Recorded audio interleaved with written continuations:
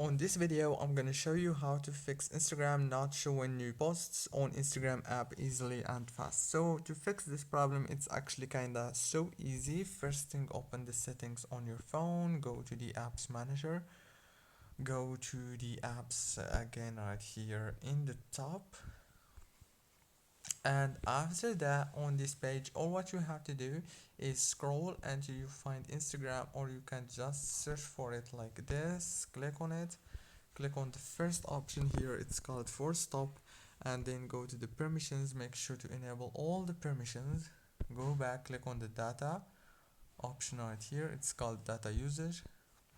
Make sure to enable all those options. Go back, and the last one and the most important, click on the storage. Click on clear data, and that's it. Now restart your phone and reopen Instagram, and the problem must be solved. Don't forget to like, subscribe.